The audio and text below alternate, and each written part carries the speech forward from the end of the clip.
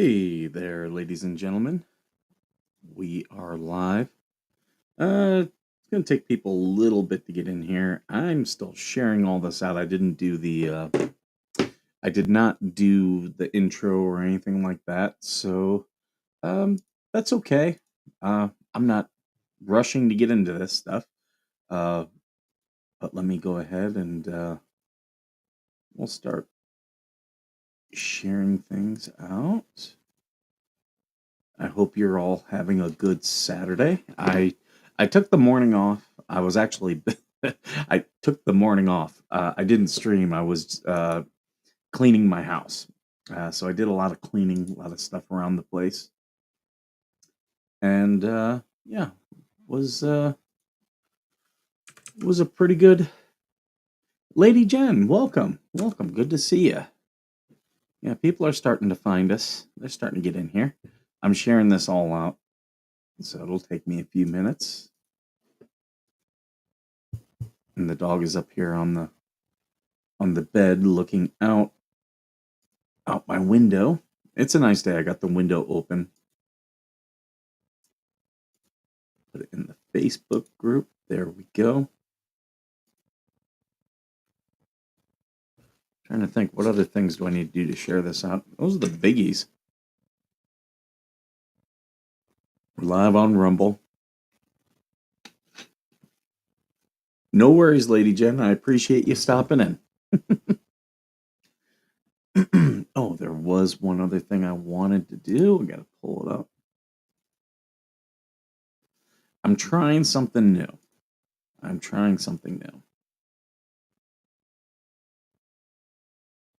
So here, there we go. There. I badly need to get a new graphics card. Okay. So let's see. Can I add an extra camera? And we're going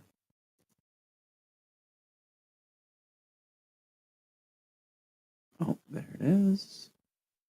But I want to remove it because there's one thing.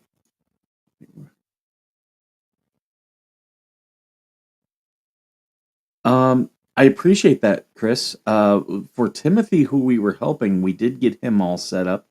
And judging by what Spawn Trooper said on his show, Eric made his goal. So I don't know if we'll need any, but if you can, feel free. My email will be down in the ticker below, veterannation@protonmail.com. Feel free to email me, and we can definitely, if we find anyone else that needs one, get in touch with you, and I'll negotiate a price through Veteran Nation if you're willing to do something. Because yeah, that's really great. Thank you. Okay.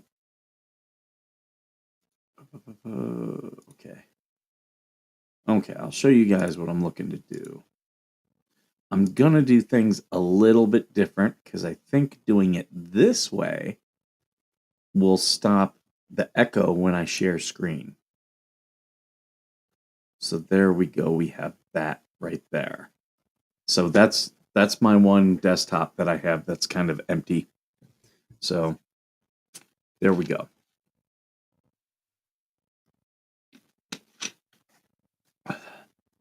Max Lab, it's an easy Saturday here. I can't complain. So let me remove that. One thing I wanted to get into, wow, a lot of people have lost their damn minds over this whole thing with Ukraine. And I wanted to talk about that. Because I get a lot of people who ask me about that. They want to know what me as a veteran, what I feel. And we can get into it. There's a couple of things I want to get to today. But yeah. So as it applies to the whole thing with Ukraine, from what I understand, there was a deal.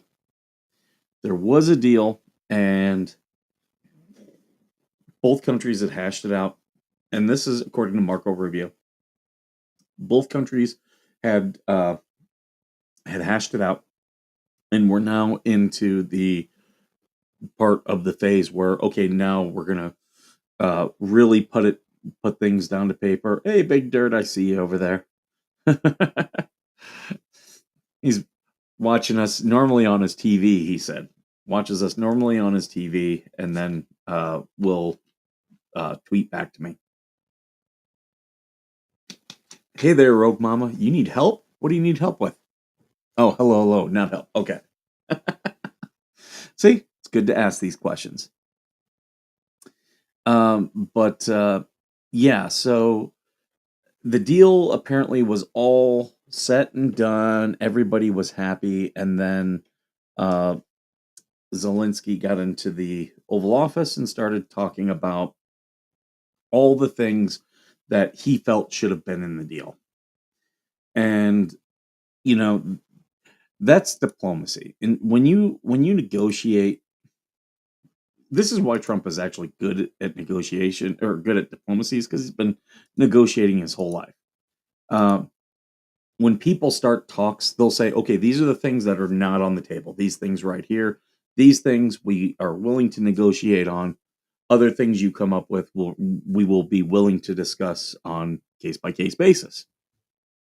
And Zelensky was talking about troops. Well, I can tell you right now, with Trump, with Rubio, American troops is going to be a non-starter. Like, not happening. No way, no how, gone. And that was one of the things that he mentioned.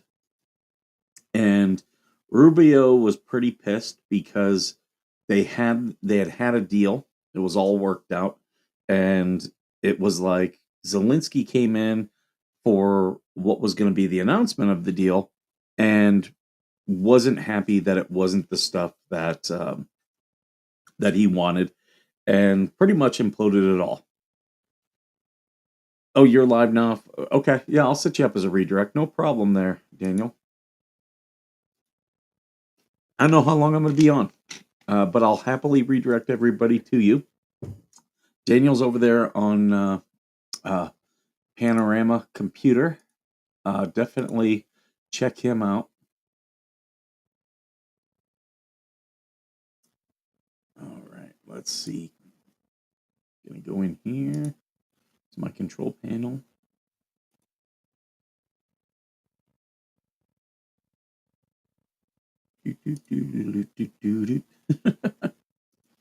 Redirect. All right, got everyone set up to redirect to Daniel. Good. But yeah, so they had their deal, and he imploded it. And I've gotten. Oh, by the way, I'm using a different webcam today. Let me know what you all think. That's a little bit too much. There we go. Yeah, so he imploded the deal. Is what it is. Trump knows the strongest thing you can do in any negotiation is always be willing to walk away. And that's what Trump was willing to do. The problem with a lot of what is happening is the Ukraine war is a losing war. Ukraine is losing. There's no question about it. They're fighting a much bigger entity. They, Russia has better firepower, better logistics. Now, they have survived pretty well because we have given them support. But just like Vietnam in 1975, the moment we withdrew our support, they collapsed. And that's what's going to happen with Ukraine.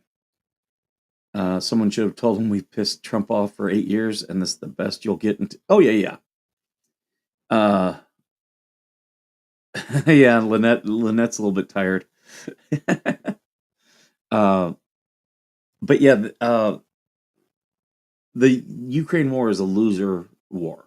Like, I don't see any scenario where Ukraine wins back all of the areas that they've lost. I don't see any scenario where they take any lands away from Russia. They've taken a couple, but they're really small and insignificant. Um, the lands that they've lost, uh, a large chunk of them, excuse me, are lands that are primarily Russia speaking people. So people who are ethnically Russian. And Russia has done this before with Georgia. They went into, I forget what the one area on the coast is, but they went into South Ossetia and other groups of places that didn't feel themselves ethnically Georgian and were kind of back and forth between whether they were Georgian or Russian. And Russia was able to take those areas without any problem. I'm not fully convinced that Russia has actually unleashed a fraction of what they are capable of. Oh, very true. Very true. Russia is um, Russia is been fighting this war, but I don't believe that they have. I don't think they've gotten. See, one thing very early on, it showed that Russia was they were behind in a lot of different areas of modern day warfare. They were pretty good. Well, no, not Crimea. When I was talking about Georgia, there was two areas of Georgia that South Ossetia was the one, and then the other one began with an A. I just can't think of the name. It's like Ahmadinejad, but that's not it. That's the one dude. But yeah, Russia was able to take over those areas. Essentially, they're now independent states, but they're essentially Russian controlled areas. And that is the same of the Crimea. Crimea is primarily Russian speakers, primarily culturally Russian people. That's why they were able to take it so very easily and hold it without any problems. Now, Russia did invade into Ukraine to areas where there are more Ukrainian, culturally Ukrainian people, people who mostly speak Ukrainian.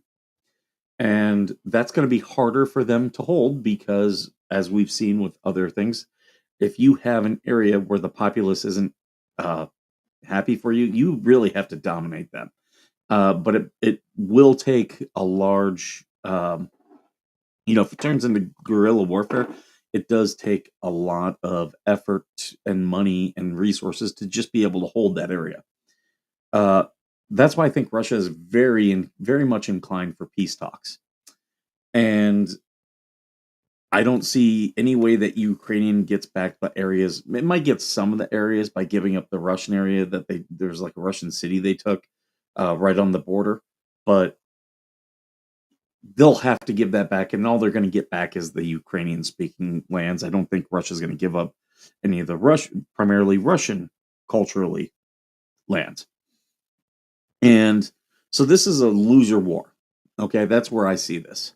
Uh, there might be a little bit of movement, but there's not going to be any major movements um, at any point.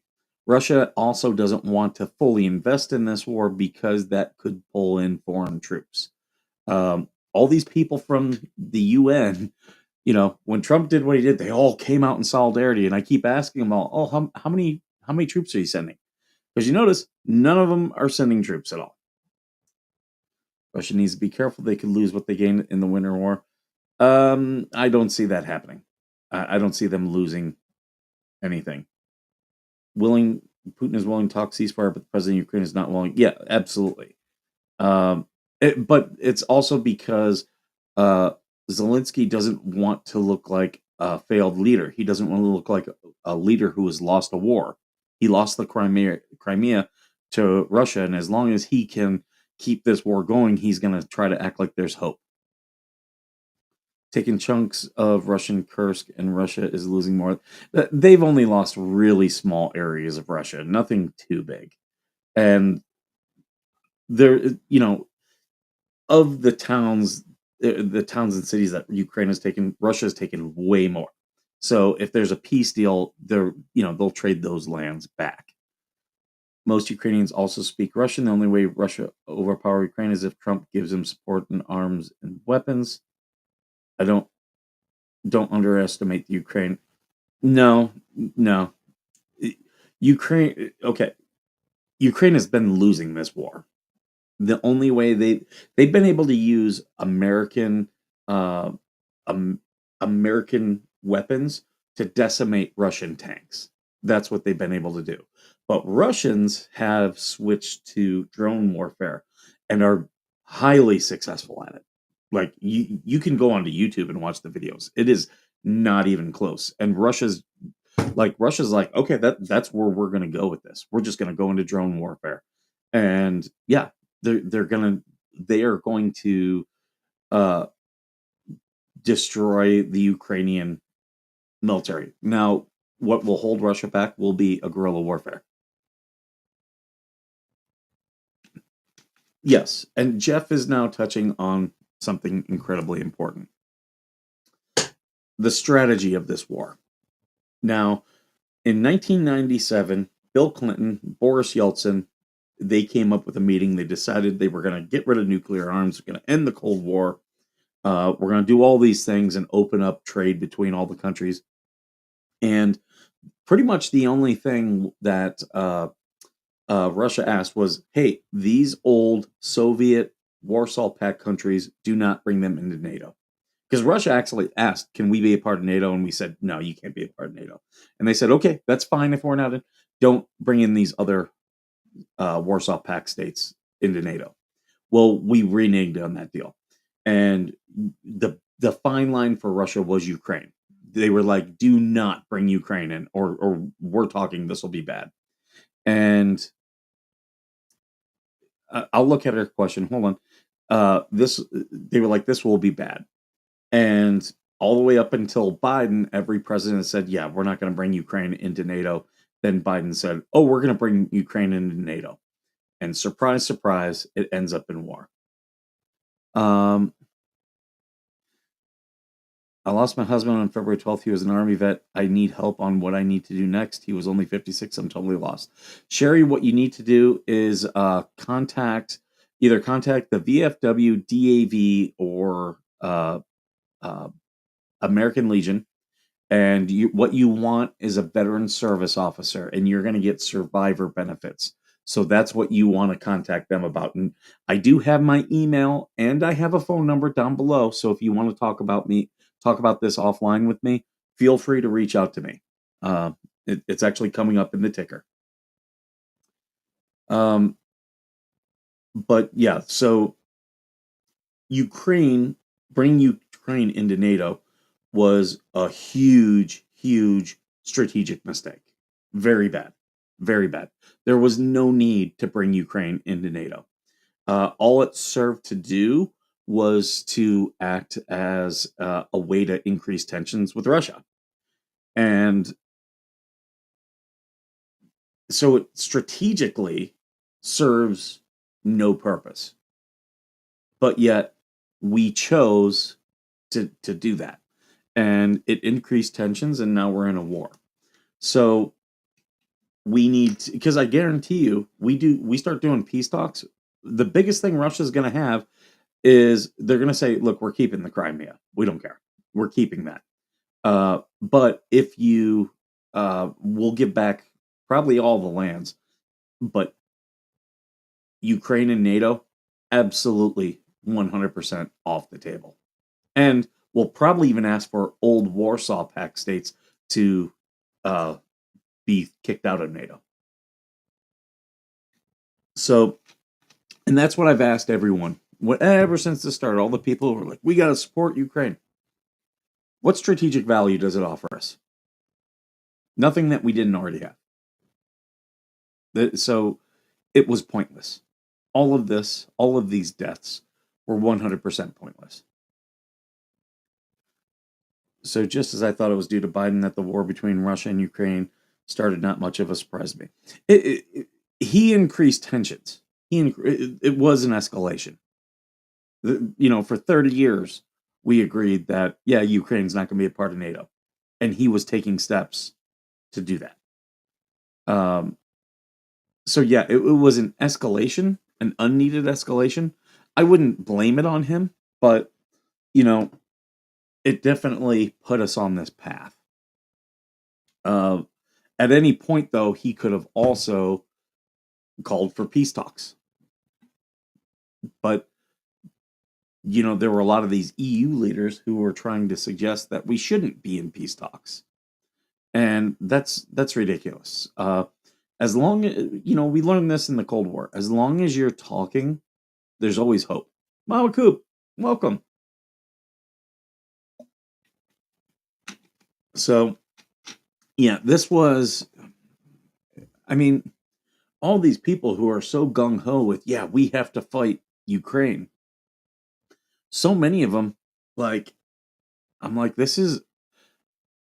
we have gained nothing in this. We've not gained a thing. We only stand to lose. I hope people realize that. Like, there's nothing that Ukraine is bringing to the table that it's like, oh, yeah, yeah. I can't complain. I can't complain. So, if you look back, go watch the old Veteran Nation lives, and you'll see me talking about this, that there was no strategic value to Ukraine. And here's what the other thing is what it's done. This war has served to let Russia know where its gaps in its military are, where its military doctrine was a failure, and showed it the way on how to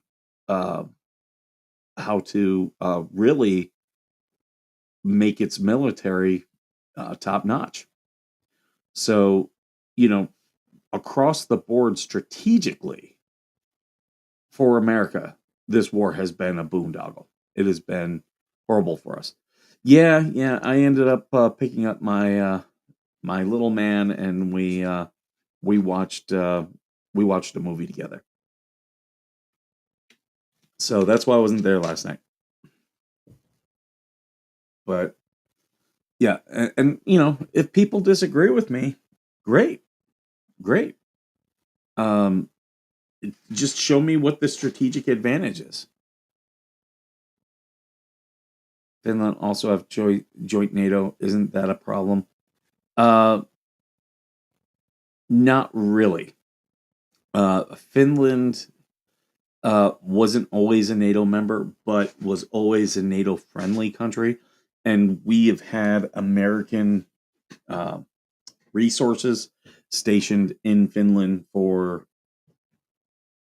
50 years, at least 50 years. There's tunnels in Finland, and it's a logistics hub for Europe. So we have a lot of equipment there. We don't have a ton of troops there, but again, that was always in case if Russia invaded Finland, we already had the equipment there. It was just a matter of getting a guy off a boat or off a plane and saying, "That's yours, take it, go fight." So that's what they have. And as far as, people trying to wanting NATO to encroach on Russia, that doesn't scare Russia. I've been to Russia. Like, they will straight up tell you in Moscow, they'll say, yeah, we've never been successfully invaded. Never been successfully invaded. So, good luck.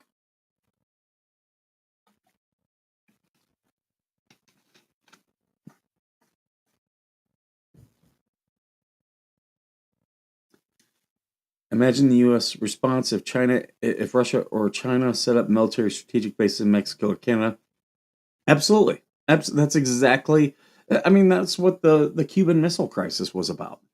And then we go and try to do the same thing. Yes, both sides will lie to you to get you to vote for them. Absolutely, native pride. Um, yeah, this whole thing, excuse me, this whole thing was pretty much how not to fight a war. We could have avoided it, and we didn't, and we should have. Yes, but we While Finland only is a recent addition to NATO, we've had American equipment in Finland for 50 years. So while they weren't a NATO member, um, yeah, they were pretty much like in line with us.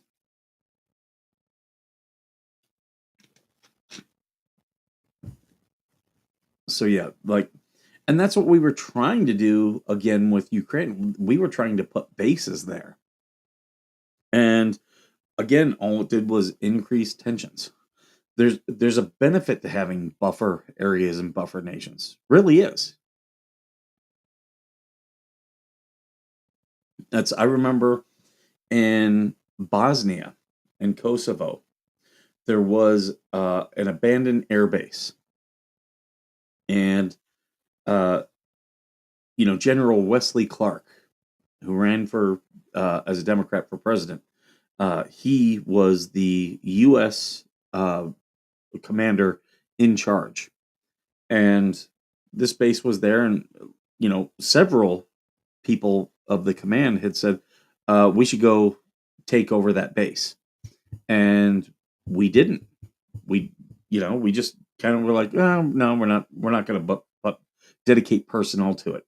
Well, eventually, another peacekeeping force that was there was Russia, and they had let it sit for a while, and then was like, okay, if the Americans aren't going to take it, we're going to go, set up shop on that abandoned base, and it was an old Yugoslav base, and that's what they did. They put troops there, and now they're starting to improve it.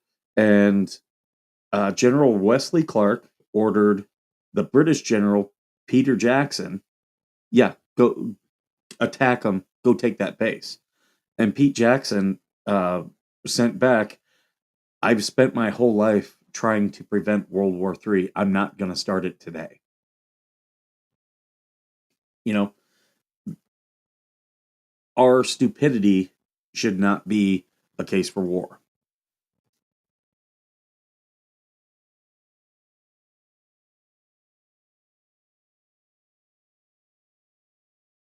Well, no, no, no.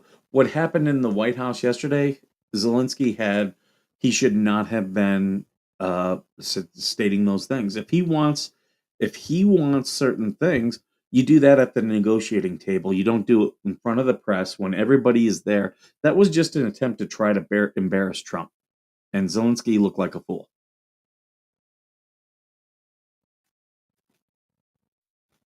And now Zelensky, it was a stupid mistake because now the U.S., everyone that wants us to do all these things, that's U.S. taxpayer money. I don't see these other countries putting one. I don't see them putting their troops. I don't see them dedicating a lot of money. They all want the U.S. to spend its money. Well, sorry, we're closed. We're closed. The bank is closed.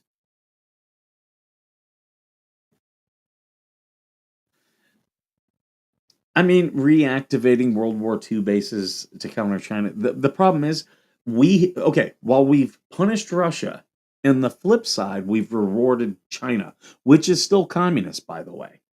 And we've turned uh, China into this huge economic powerhouse.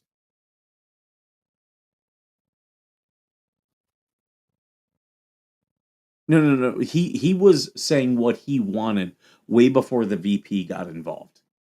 He was saying this agreement should have had this and should have had this.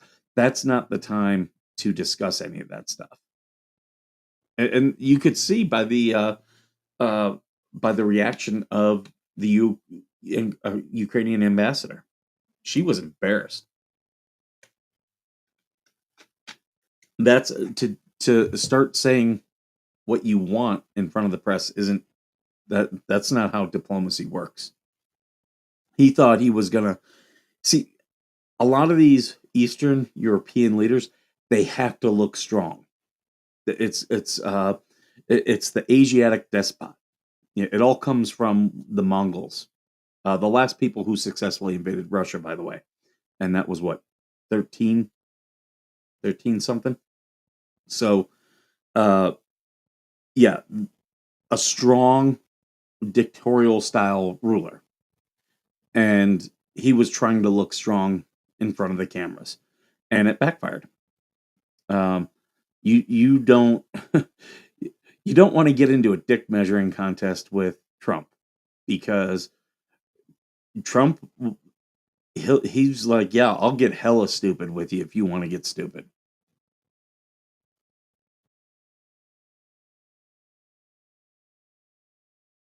I don't know which prime minister you're talking about. Oh, are you talking about UK?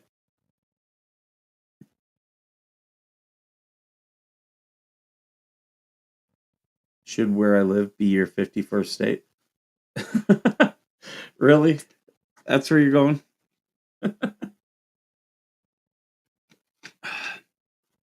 You guys back down. You guys were talking tough. Trudeau was talking tough about the tariffs, and then he backed right the fuck down. And again, it's because just like that, you didn't have a bargaining chip in the game. If the U.S. put tariffs on Canada, it would destroy your economy. We just Our country is too big. Our land is too diverse. We could be self-sustaining. The U.S. will always be a superpower for that right there. We don't have to rely on anyone else.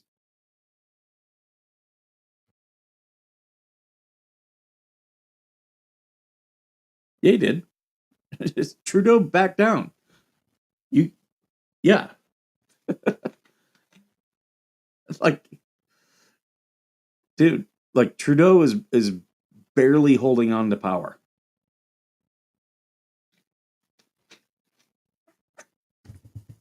and he thought standing up to Trump would get him a higher popularity as he's facing elections.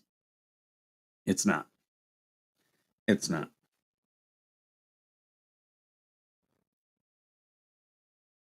What am I being sent here? Oh, okay. What is it? Sorry, I got people sending me stuff.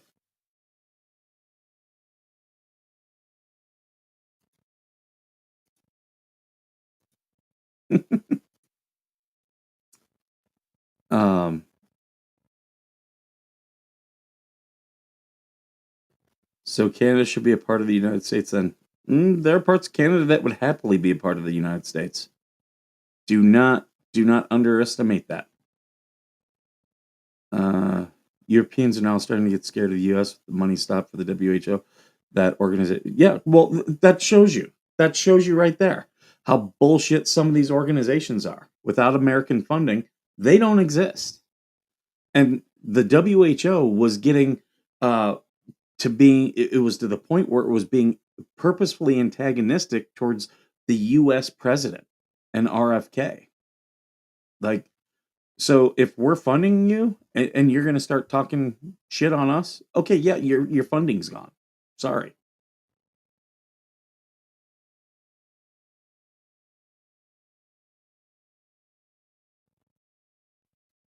I've heard a little bit about that, Mandy. I'm not 100% on it, so I don't like to speak about things that I don't, that I haven't fully researched.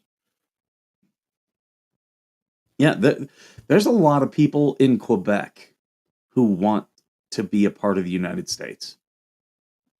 Like, yeah, and I know because I've got Quebecois friends. Don't underestimate Canadians. Uh, I'm just spitting facts here. You got your GDP relies upon American free trade, and that's why they back down about the tariffs. Yeah, Western Canada hates Eastern Canada. There's a lot of stuff, and then they all hate Quebecois, or I should say, Quebecois hates everyone else. uh,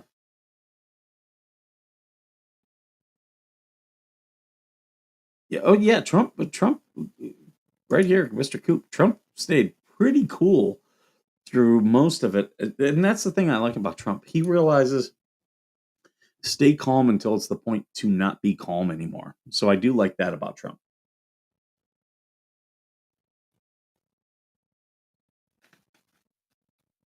But I just wanted to talk about that much of the all the stuff with Ukraine. You know, that was my whole big thing about this is Ukraine does not offer any strategic advantage to the US whatsoever. And all these people beating the war drums are uh, idiots. And ask them what strategic advantage, like they will, if you ask them what strategic advantage does Ukraine have, uh, give us, they're going to talk some bullshit about confronting Putin, not backing down to Russia. Just hyperbole. Nothing like, oh, here's the strategic advantage that it gives. Nothing concrete. So it's nothing. These are the same type of people that will tell you climate change is uh, what's it, a threat to our national security. No, it's not. It's actually, if climate change were true, okay, if it's true and all the doom and gloom that they say is true, it's actually a national security benefit to us because uh we have power and might that we can actually, the US apparatus could actually do things to protect the US and other countries would be screwed. The US, if we had to make a tunnel system throughout the whole United States, an infrastructure of tunnels, we could do that. We could. Um, we don't because there's no need.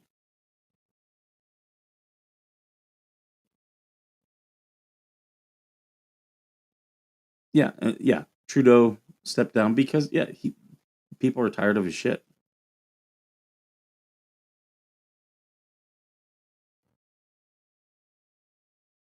There are minerals in Ukraine that yeah would be beneficial to the U.S. Um, they're not like major things, but they are things that we could absolutely take advantage of. I mean, just trees. Okay, do you understand that wood is a resource that it's a mineral that we can absolutely use? Just forestry in Ukraine.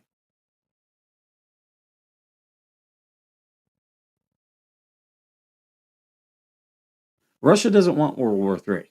Neither does Trump, and both are willing to do peace talks. So that should tell you everything you need to know right there.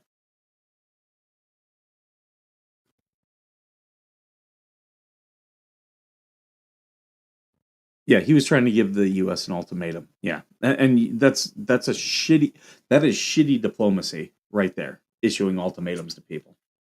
There we go. Russia doesn't need to be held in check. That's the whole mistake about all this. They don't need to be held in check. What we should be doing is, uh, first off, putting in a peace process, and then we should be looking to increase ways of U.S. Of Russian North American trade. You do realize there's billionaires out there. They want to build a train that goes across the Bering Strait. So quite literally, you could take a train from Washington D.C. and 18 hours later end up in in Moscow. If you have that type of like interaction, that's what creates peace.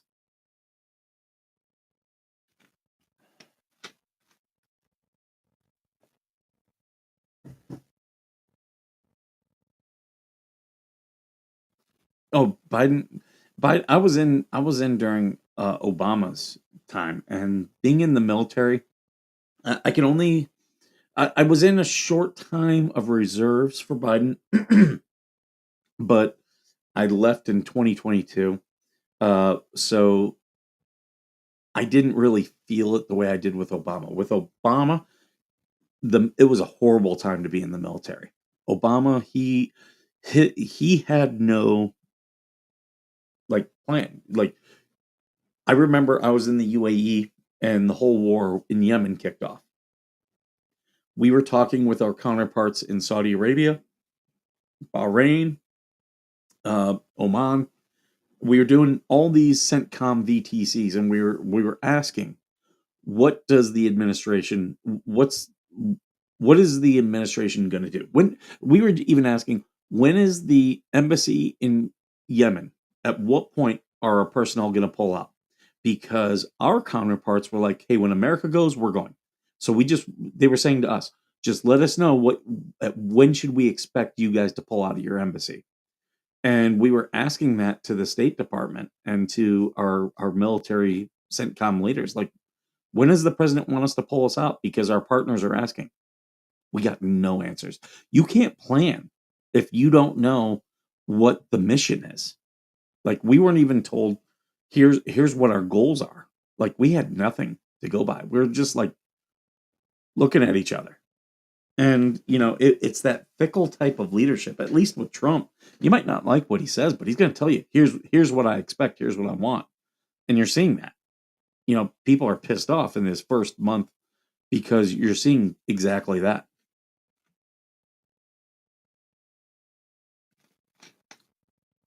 And I'm more pissed at these European leaders who are all jumping in.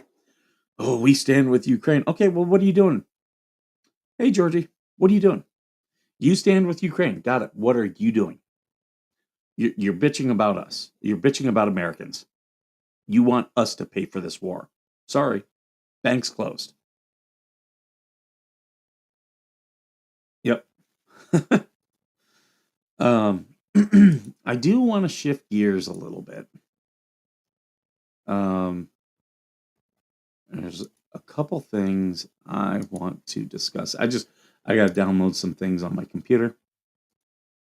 Some things were happening this week that I do want to give some attention to. So there, those will download, and because I get very frustrated when people attack veterans like Uncle Frank. And that's 100% what has happened. It's an attack on Uncle Frank. So, here, let me open this, put it right here. And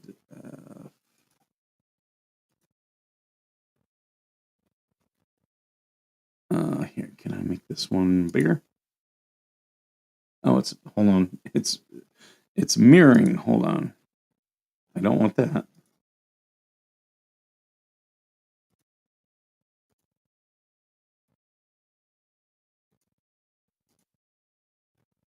All right, what's the best way? This way. Okay. Now, this was posted by DJ Radis. So, Mike from Veteran Nation, for the past few months, has been putting out his truths, or lies as they may be, painting a bad picture about me. Here, a bad picture about me. I have held back by not responding to everything. I'm trying to get this to where you guys can see it.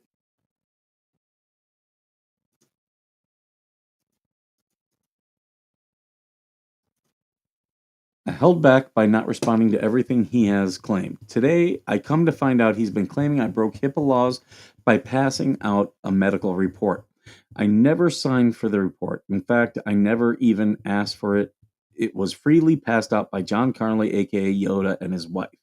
They are the ones in violation of breaking HIPAA. It's HIPAA, by the way. So, Mike, sweetheart, go blow smoke up someone else's arse. As I've stated numerous times, Google John Franklin Wright Lemon.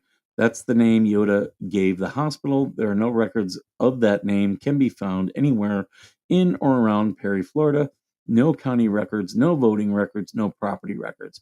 I do believe a man referred to as Uncle Frank existed, but not under the Yoda John Carnley under the name Yoda John Carley gave the hospital. None of the funeral homes from Perry to Pensacola have records of services for John Franklin Wright Lemon either. You claim you have the proof to disprove my claims. Show it. So there we have that. And next, I am going to.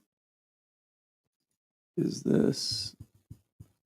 Okay, so here's where someone else responded to his video and they posted information. Again, it's HIPAA, claiming it's not a violation of HIPAA laws.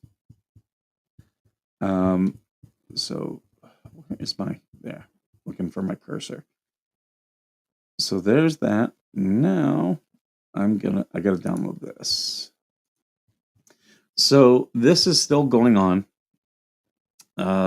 These are straight up attacks on Uncle Frank. Absolutely, these are. Just leave the man's family alone. That's what I have to say. There. Okay. And now I'm going to move this here.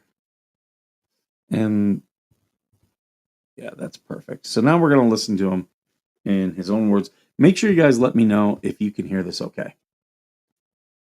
About December last year, I've kind of kept myself quiet, and I've been watching and waiting, and I've heard Mike spiel a ton load of bullshit. Hold on here. You guys probably couldn't hear that. Or you were only hearing it through my... About December last year, I've kind of kept... Is this... Can you guys hear that okay? Myself quiet, and I've been watching and waiting, and I've heard... Can you hear that? Just give me a thumbs up or down, or put a 1 if you can hear it.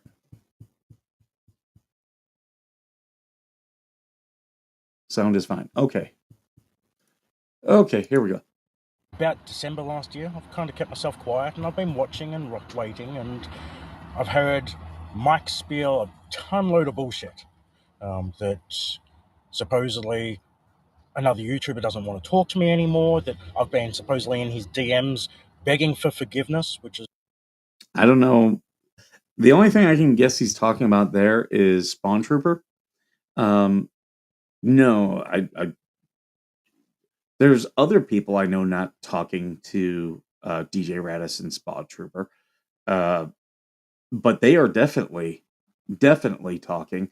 In fact, Spawn Trooper is all over in DJ Radis's Discord and saying lots of nasty things about me in there. How brave. It's not true. I've not spoken to him since December. And then today I get told that he's claiming... That's false. Because the day before this was posted, Spawn Trooper was trying to bring DJ Radis onto his show. Like, was trying to bring him on, but DJ Radis had issues with his Wi-Fi. I mean, that's what happens when you're a homeless dude living out of your car. Why you would want to collaborate with a homeless dude, I don't know. That to me,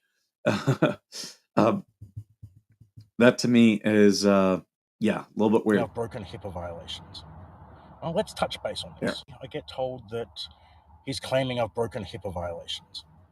Well, let's touch base on this. Not exactly what I claimed. But we'll get that. So when Uncle Frank died, there was some controversy in regards to where he lived and everything else. There was no controversy. A couple people in the Shady Bunch decided that things didn't add up, and they've been investigating the fleas. And I've always said, if you're a hammer, everything you look at is going to be a nail. So they had been investigating the fleas, and they were like, "Oh, Uncle Frank, we just did a fundraiser for him. We need to see everything about that." So that's what started them. They did not believe all of a sudden, even though we talked on this show, Uncle Frank was on as a guest. Um, we brought him on, and he had already gotten the money and got the trailer. They posted pictures of the trailer. So, like, don't know what else. because, to be honest, no one could find any information on him. The problem is, Tat DJ Radis had other people who are his investigators. And to them, no proof, like not being able to find proof, means something's fishy, and that is not how things are going. That's not how things work. Uh, If you don't have proof of something, it doesn't mean that it didn't happen. It means you just don't have proof of it. Unless if you have proof that, like, proof it didn't happen. But they're saying lack of proof is proof. That's not the way it works. Yoda claimed that Uncle Frank had lived in Perry, Florida, which is He in did. Taylor County, and a few people that had made donations towards Uncle Frank. One person, Candace Bingham, his investigator. Started feeling like something was wrong. Like when they started asking questions about Uncle Frank, and Now, here's the other thing. They were very deceitful. They weren't asking questions. Hey, I just need proof that Uncle Frank really existed. I need proof that Uncle Frank, that the money went to. They didn't ask that. Instead, they went around and they were asking other questions. Hey, what funeral home and what hospital is he in? And they were doing an investigation. And I told him, knock it the hell off. I had already gotten proof. I've got Uncle Frank's statement of service. I had already gotten information from Yoda about Uncle Frank's funeral, Uncle Frank in the hospital, all those things. Yeah, yeah. For the record, we didn't have any issues with that until around January 20th, which was the week of Uncle Frank's memorial. Now, Uncle Frank, we'll get to it. whatnot, nothing could be provided. There was a big. He says nothing can be provided, but yet he's going to show you what was provided. That information was provided. Big push to push Yoda to get to 500 members so we could do a live stream of the memorial. Unfortunately, that didn't happen. So That didn't happen because the Wi-Fi at the I believe it was an American Legion Hall uh, sucked, and that's common. Like if you go into my VFW, I don't have an American Legion here. If you go into my VFW, the Wi-Fi sucks. So that's very common, very common. If you need DD214s, I'm hooked up. supposedly there was a technical issue in regards to live streaming. Supposedly he recorded it. So yeah, they were having issues. Yoda called me as well as he called other people the night of the memorial. Now they did separate funeral services. This was just for the memorial. Uh, he did say we are having a hard time with the Wi-Fi. I said just record it then. Record it on a phone. Get as best as you can, and we'll put it up later. Uh, Yoda and Miss Yoda had never done any of this before. Had never done any of it before. They've only done a couple live streams since then. Like they're learning this. You don't just walk right into this and know exactly how it works if you've never done it before. So they needed, and they were asking me for help. I'm not sitting there, so it's hard for me to talk them through everything. But they did eventually get a friend who started helping them, and thankfully, Restream is very easy. They now have Restream, but yeah, they don't have like the greatest equipment. They don't have a lot of experience, and then there wasn't a significant knowledge gap with this stuff. That's why, and this is what really was kicking a lot of this off was, well, we gave them money and they didn't post the memorial. Okay, it's not the end of the world. The memorial and everything else never uploaded. So yes, Never an uploaded. investigation was Oh being no. done on Yoda and Uncle Frank to try and figure out the truth. Mike claims that he has all the information and everything is correct and everything. I have more than enough information to have verified Uncle Frank as a person, where Uncle Frank lived, that he was in the United States Army. Like, that's all the stuff I really needed. And they provided everything to me. And we will get even more into that. But he can't show anything. He refuses to show anything. And I will not be showing anything for two reasons. One, um, Tat and Candace were already in a fishing expedition. They were already investigating. And I told them to stop. And I was told, F you, you're not, we're going to keep doing this. And yes, Rogue Mama, and we're going to get to HIPAA. We're going to get to that. But yeah, so I did have everything. I knew they're already doing an investigation. I'm not providing them anything. It's an attack on a family, so I'm definitely not going to post anything at this point. Also, it's not mine to post. While they provided it to me, I've got my degree in journalism. Could I post it? I could, but that would be a real dick thing to do. I am not going to mess with this family, especially at that time when they were, heavily grieving. Um, It's not my job to post their information all over. If they want to post Uncle Frank stuff at this point, that is all on them. That is all on them. I told people to go Google Uncle Frank's name. Now, go Google. Great source. We finally got Uncle Frank's name from Yoda. Yoda gave us. So remember, he said they weren't giving any information. Remember? They gave no information, but now all of a sudden he says, oh, no. Yoda did give us Uncle Frank's name. So you had information. You could go to the VA with Uncle Frank's name, which is out there now, and you can request the statement of service and get that just as I did. Yoda gave us the medical report, which Mike is now. So they got the medical report. So, but again, that's not enough for them. That's not enough for them. They got the medical report.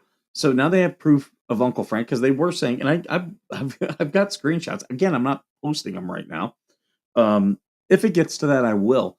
But yeah, they said Uncle Frank didn't exist. Well, here they had a medical report on him provided to them by Yoda. But that and the dates matched up. Like the dates and all the notes about the death. I do have it myself. It matches up. So, but remember, they didn't have nothing added up. Nothing added up. And now we're finding, oh, they did have stuff. Claiming that I have broken HIPAA violations for either passing that medical report out or anything like that. I didn't sign for the medical report.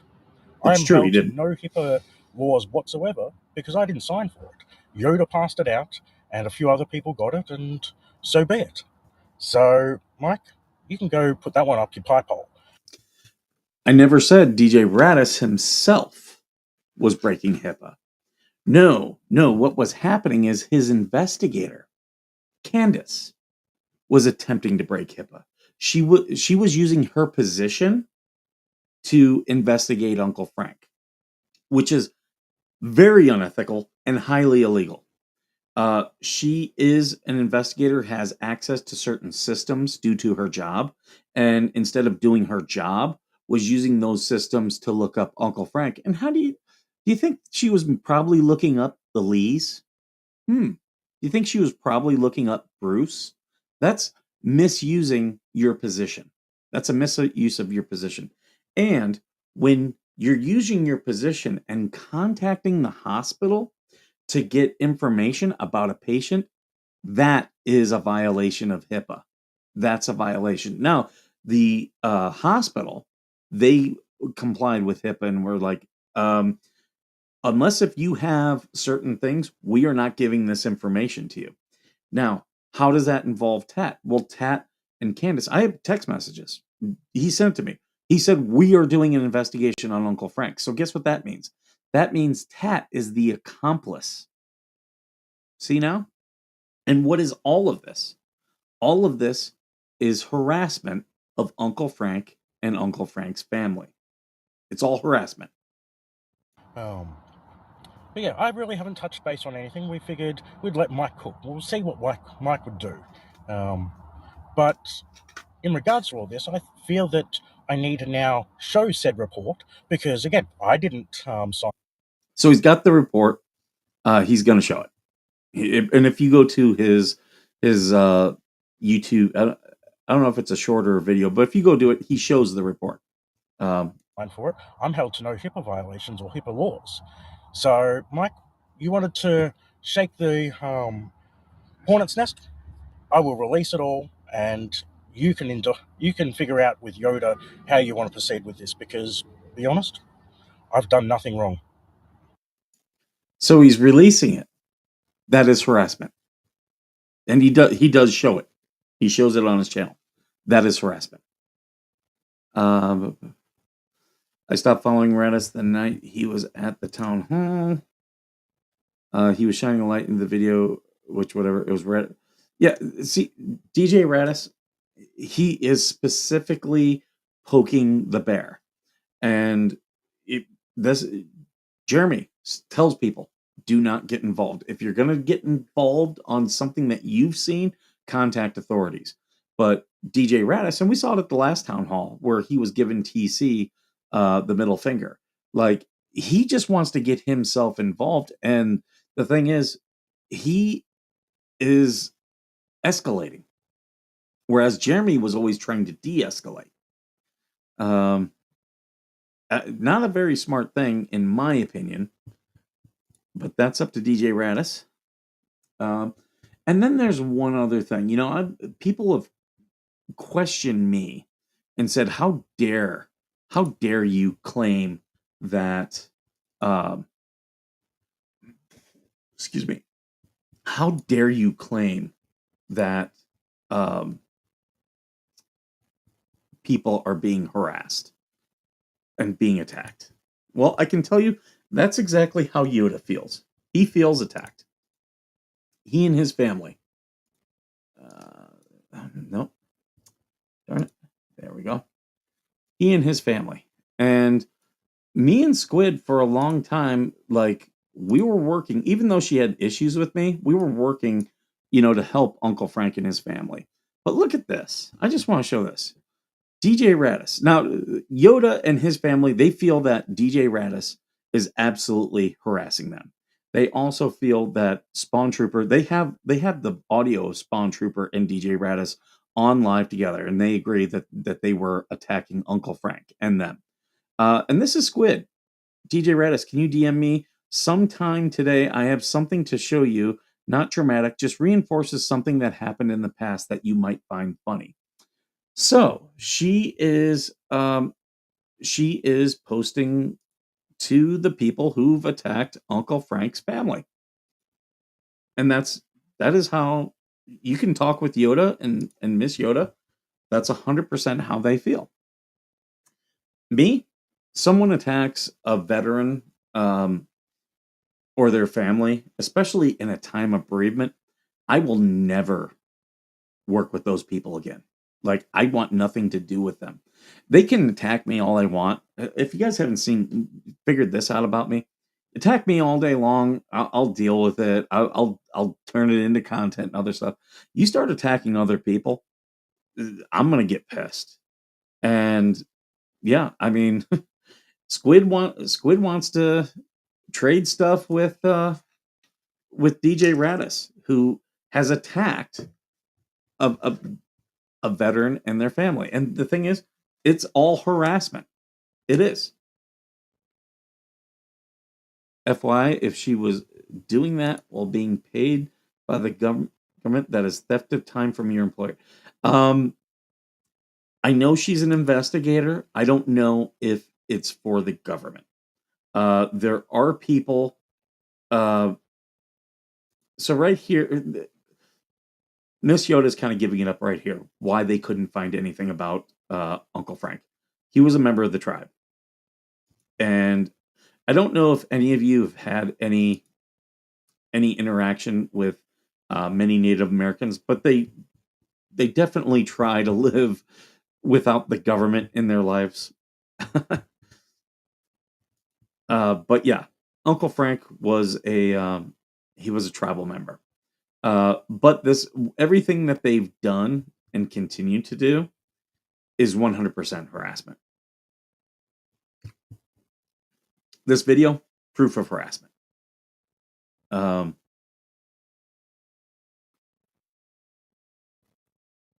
sorry, I'm just going things. So this is what they've had to deal with.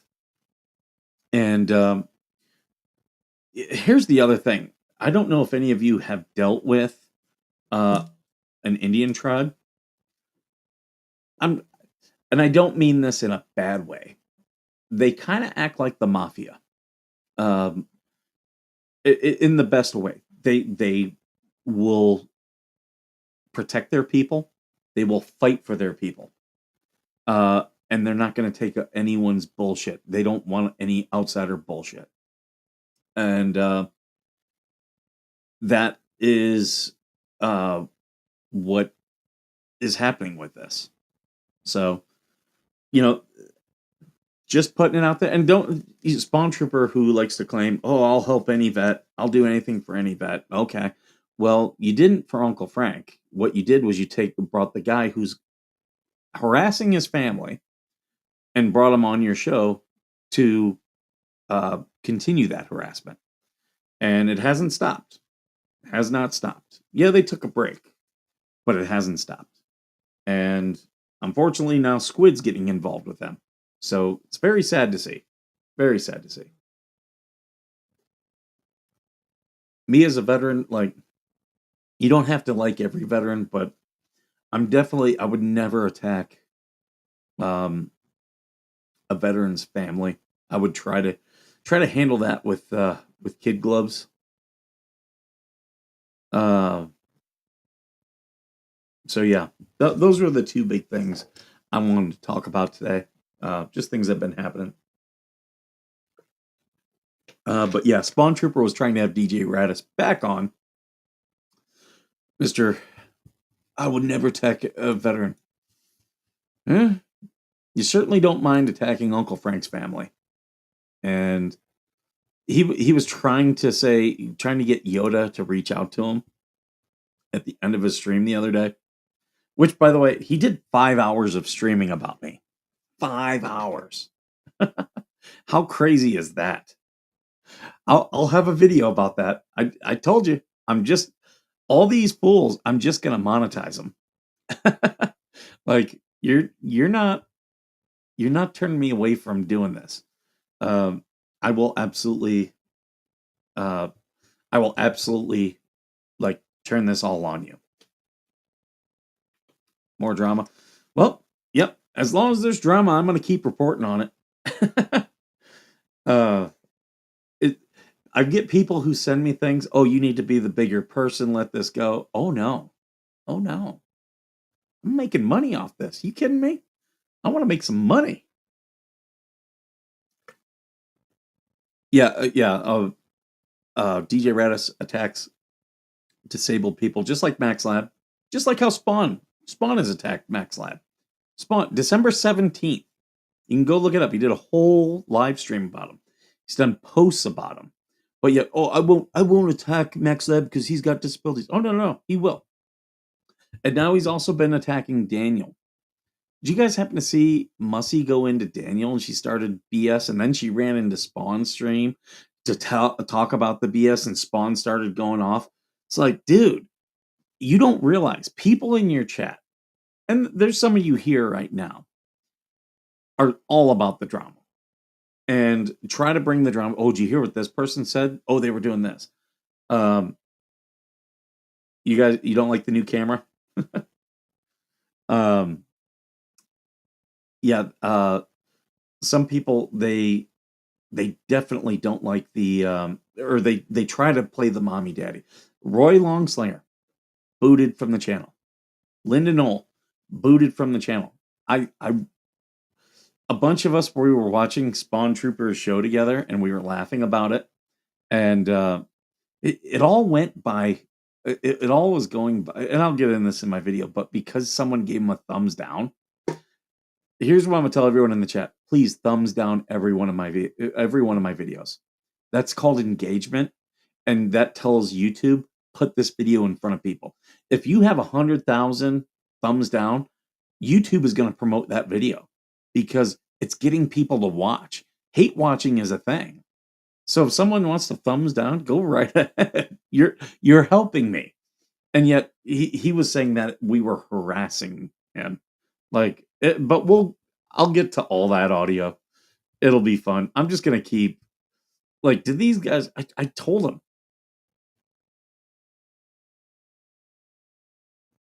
no response is the best response until we do respond. Exactly, exactly. Um, yeah, I'm the bad. Georgie says I'm the bad guy for protecting people with disabilities. Right, right. I mean, you guys saw where he rage quit his stream, but yet he doesn't have a mental issue. He did 5 hours of streaming about me. I don't think. I think the longest I've ever gone on stream is 3, and that was with other people. This is him by himself. Yeah, hate gets the views. The drama will get the views, so I am monetizing them. You're right. I am not gonna stop. I'm gonna make fools of all these guys. Oh wait until you see the stuff I've got on Squid. How rude she was, and she wants an apology. Oh, you ain't getting no apology. In fact, you should probably just back off. There's been more than 17 hours of him going off on you. It wasn't just one video he was attacking you. Oh, yeah, yeah. He is so jealous of Georgie. So jealous of Georgie. It is unreal. It is crazy. But yet he keeps bringing DJ Radis back on. But he's not attacking Uncle Frank. DJ Radis, as you guys saw right, clearly, like he's got the medical report, knows Uncle Frank is a real person, knows that he was in the hospital. It talks about him passing away. That's more than enough information, but that wasn't good enough for DJ Radis. Not good enough. Not for him, not for Candace Bingham.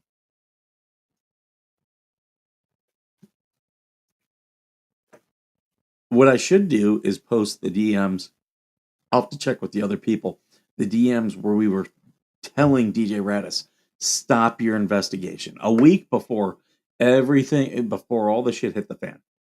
See, I like to do things in private. If I'm telling people, hey, knock this off, I do it in private. Just like if you go to Spawn Troopers December 18th live stream about me, he didn't show those DMs where I was sending him DM like, stop doing this on a live stream.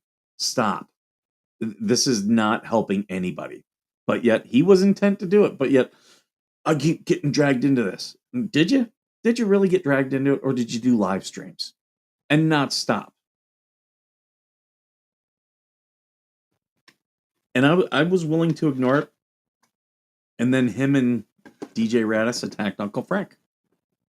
So not going to be ignored anymore. Oh, thank you, Suzanne. Thank you for the super chat. I like money. Thank you so much. And the 5 hours that he did, he's not fooling me. I know what it was, all jealousy that Jeremy Hales came on to mine, Georgie, and Coop's platform to talk about business. Well, here's the thing. Jeremy does have ways where you can contact him. For all the people who want something like that, first off, prove yourself to be a decent person, because Jeremy does care about that. And then the next thing is just ask him. I think had I asked Jeremy to come on and talk about the drama, I think he would have told me no, absolutely not. Even though he kind of wanted to get into it at one point during the stream. But I think had I asked him to come on and talk about the drama, he would have been like, yeah, no, that's not going to help my case. But I legitimately wanted to hear him talk about business, and it was a great stream. I'm still getting views out of it. And I think it was a really good positive thing. Um, and people like that, like they just can't be happy. Like they're gonna be mad or find something to be mad about. And Squid, what's funny about Squid is she sent me rude DMs. Like I was sitting in a comedy show when I was getting them. Like she just came at me out of the blue about a video I had made days prior. And it's one line, it's a stupid line that she was mad about. And she was like, "You're lying about me." And no, as I've showed, I showed her DMs on this channel. I didn't lie. I, she'd been talking about it, and there I had it in writing. Uh, I'm not going to take that to air. I see what you just texted me. I'm not gonna air that. Uh, Spawn Trooper makes personal attacks to them all. One thing to diss a channel, but they all say hateful personal things. Oh yeah, yeah. And I think it really bothers them that it does not bother me. But again, like his whole, oh, I've got people in the U.S. with legal stuff. Like, you're not scaring me. I haven't broken the law. The Americans helping you have. They have. And they are responsible. Just because you're not in the U.S. jurisdiction doesn't mean I can't get other people for harassment and defamation because they are accomplices. Which service or question service which proof has been shown but never shows any of a service but yet only talk? Oh yeah. Okay, here's a good question. Here's a good question. Do we know that Spawn Trooper actually served? I'll tell you, in all my time when I talked with him, he said the right things, but I've never seen any proof of his service. So, I was very trustworthy. He wanted to question my service and lie about my service. Have any of you ever seen any proof that Scott M. Taylor served? Hmm? Anyone? So maybe that's what we should. Maybe that's what I'll do. Maybe that's what I'll do. I'll answer DJ Radis. I will get you proof of Uncle Frank and his service and his death, whatever you want. I'll get that stuff if you get me proof of Scott M. Taylor of Southampton's proof of service. How about that? You guys want to play this game with me? I'll play the game happily. I would love to play the game because all my cards are out there. Like all the things you think you're going to use against me, it's not going to bother me. Beginning of the stream, Spawn Trooper was calling you out, Georgie. Also, oh yeah. Oh yeah. He was. I'll get into that. I'm doing a whole video on that because why wouldn't I? Videos make more money than lives. That's the truth. Uh,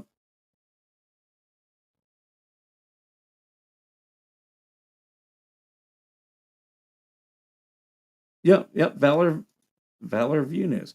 Name, date of birth. It's all you really need to find out.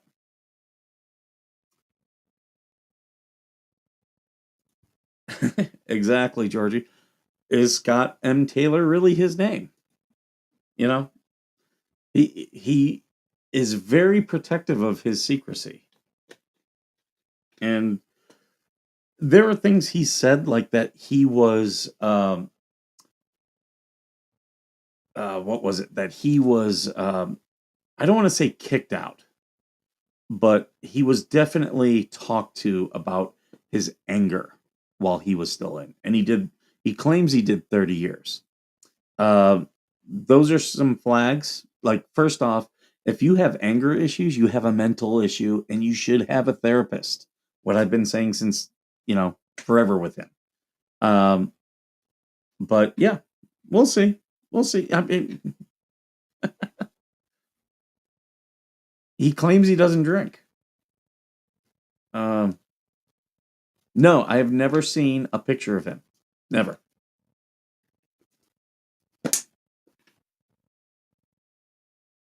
But yeah, he won't get into the specifics of his service. Now, I will say this: I've met several stolen valor people. They're all secret squirrel. People who are doing stolen valor won't tell you where they were stationed. They won't tell you their units. They'll tell you those are classified. And what I always ask about next is, okay, well, what awards did you get? Oh, those are classified too. All those things, especially the awards. Awards are public record. They're always public record. And people will say, no, it's for classified action, so you can't. If you got an award, it's a public record. They purposefully take classified information out. They purposefully do. There's no secret awards given. Now, the mission itself might be secret, but there's a certain level where they can't talk about the specifics, but they can talk about, well, with your unit you did overarching actions which uh, led to this award. They're not going to put classified information, but military awards, always public information. I busted 4 in Bigfoot for stolen valor only when I outed because of the threats. I'm not telling people to go search into him. I'm not. I'm just saying we have no proof of his service. He just talks a big game. He admits to having anger management issues and claims that is why he isn't in the military anymore. Yeah, that is true. That is true. He has said things like that. I call BS on Spawn Trooper service. I mean, I'm not calling him a fake. I'm just saying I've never seen proof of it. They want proof. They want all this proof of Uncle Frank. And the thing is, I've seen proof. Like, it's not mine to post. But yet they want it all. Okay, well, there we go. Jeremy told us to monetize the haters. Yep, absolutely. Absolutely. And we're monetizing them. Or at least I am. I will absolutely get into the drama. There's a guy I follow at Bus Fake Navy SEALs. Some of them were in local government office. He is a beast. You're probably Shipley, Don Shipley. He's good, but he only focuses on SEALs. And that's the thing. That's a tell of the stolen valor people. Like, there's a joke out there of a soldier comes in and he wants a military discount, and the guy goes, "Let me see your ID." I don't have an ID. He goes, "Okay, well, what MOS with you?" "Oh, I was 11 Bravo infantry." "Okay, yep, there. I'll give you I'll give you the discount." Marine comes in, says, "Oh, I was a Marine. Can I get the discount?" Doesn't have his ID. They say, "Okay, when was the Marine Corps born?" 10 November 1775, Ton Tavern, Philadelphia. "Okay, yep, got it. You're a Marine. Give you the discount." And then a guy comes in and says, "I don't have my ID card on me, but I was in the Air Force. Can I get the military discount?" And the guy goes, "I gave the military discount because ain't no one going to lie about being in the Air Force." That's the joke. Okay. But it's also got some truth to it, because whenever you talk to these fakers, they always have a huge stack of ribbons. They've always done all this cool stuff that they'll tell you about, all the cool stuff. But when you start asking for, well, what unit was that with? Oh, that's classified. The details of the mission they'll talk about, but they won't tell you their unit. Like, okay, well, you don't have to tell me your unit. What command were you with? Was this with CENTCOM? Oh, I can't tell you.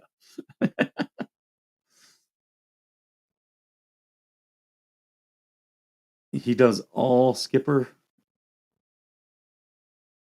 Oh, he does? Okay. I didn't know that. I've only seen, I used to watch some of his stuff. And to be honest, the Stolen Valor stuff, when I had a Stolen Valor crew come after me, Valkyries of Honor, Jesus, dog, you won't see their website out there because I got it shut down because they were posting about me, calling me Stolen Valor.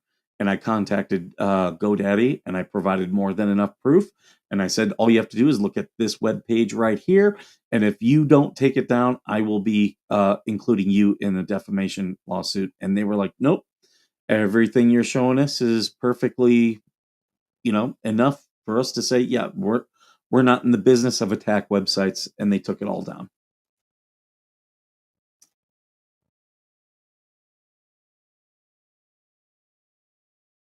Oh, okay, okay.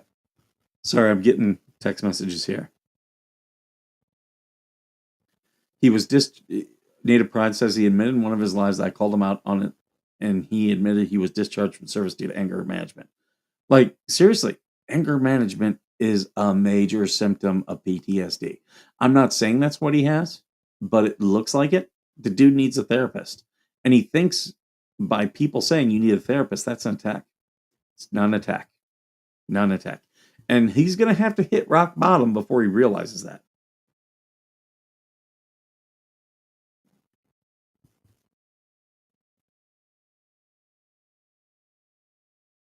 A Gurkha said some terms about vehicle checks. He never understood them. I mean, he made a big deal about being enlisted. You'd think enlisted would know, I it's been years since I did vehicle checks, but that's something an enlisted man would do, not so much like me as an officer. When I was overseas, I did my own vehicle checks on my own vehicle. You have to try to be a hard target, but uh, yeah, I I was never in charge of any uh, security detachment. I'll say that. So there are things I could miss, but that's why I'm an officer, and I wasn't like I wasn't an MP. I wasn't infantry, so me doing those things, it's a shame because for my MOS convoys would have been they were my bread and butter, but I only got to do two uh, in Afghanistan, and even then, we had a second lieutenant that they wanted to give a lot of experience to. I was a first lieutenant, so they weren't worried about me. So I ended up as assistant convoy commander. So that was fun. Uh,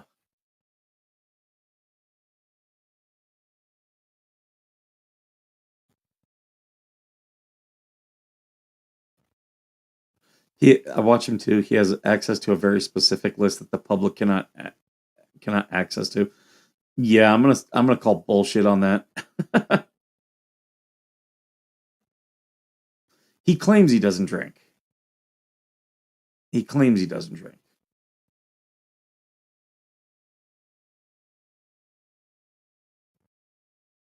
My brother-in-law was a medic with the SEALs, but he does not claim he was a SEAL. He did not go through BUDS training. Yeah, that I worked for a SEAL who was an admiral. Um, you know, that doesn't mean I was anything special. I did some cool stuff while I was in, and I'm very proud of it. But I've never tried to act like I was secret squirrel. And I worked in a skiff. Volkeeper claims E9 with nuclear clearance and outskilled Chris Kyle when I went after him. I have his blank DD214 posted. Oh, we'll have to talk about that offline. And Valor, we need to. I put in one of your videos. We need to, like, I've got my thing down below, my email and the Google Voice. You should reach out to me. Like, I'd love to have you on, and we can just BS. That's that. Roy was. What have I told you guys? No personal attacks, and also if you do the mommy daddy thing, immediate ban. Roy Longslinger was in his chat this week, and I'll tell you specifically what he got banned for was saying, "Well, Skipper, I don't know why he doesn't have veterans on. I have veterans on all the time. I'm a veteran. Every other Tuesday, me and TC do a show. He's a veteran. We did an all veteran stream last weekend. All veterans, only veterans. So yeah, if you're gonna attack this channel, yeah, you're gone. Especially if you're going to do it somewhere else. If he would have come here and said, "I've got a problem with you. You don't have veterans on all the time," I would have addressed him directly. But don't play this mommy daddy bullshit. Don't go bash me on another channel. That's what Eric got booted for. And Spawn Trooper likes to say Eric got guilt by association. No, no, no. Eric got booted for Eric's own comments. He went on to two separate platforms and was talking shit about me. And that gone. Bye bye. Go elsewhere. See. That's the thing. Like I don't want this to be a place where people think they can come in and start spouting off bullshit.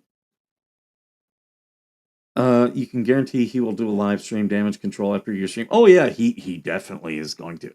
See, again, I'm manipulating him. I'm I'm getting so much content from him. And yeah, this is 100% to get a response out of him and DJ Radis. DJ Radis is a little bit smarter. Not much. I'm in your chat. Does that mean? Oh my god! Yeah, he keeps. I was in your stream. You were in the chat. You were in the chat. On the stream means you're on camera, or at least like your voice is on thing. That's what in the stream is. If you're in the chat, it's nothing. You're nothing. Like you're giving comments. And here's the other thing. Have you ever noticed with all these people, with almost all of them, if I could, I gave them super chats. None of them ever came to me for super chats. And they all have a problem how I run my organization. Isn't that interesting? Hmm. Just pointing that out. Because I don't think, I'm trying to think. I love promoting people. I like Valor View News. I want to bring him on so we can get him more followers. Huffs, we brought them on so that they could get more followers. Georgie, we got her monetized. AVA, we're working to get him monetized. I love helping channels that are smaller than me. They're, a lot of these channels are people who are still learning. What was Eric saying about you? Eric, another guy, I had him on my channel. Is he still at 118 followers? Has his followers gone up? Let's see. Because when I first met him, he had like 20 followers. Maybe he had as many as 50. I don't know. He's got 160. So he's actually lost followers since the whole breakup, or since he got banned. So good job, Spawn Trooper. Yeah, you got him a thing, but he has no long-term help. Short-term. He was Spawn. It was on the December 18th, stream that he did. Our mods are urban. Yeah, he was blaming me about stuff our mods did. Like, really?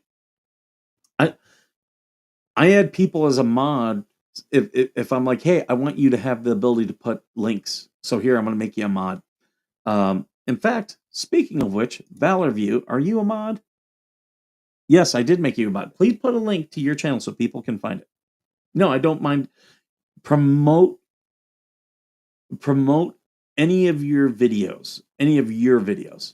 But what Eric had said, because I do want to get back to that, it was when Spawn Trooper was trashing me.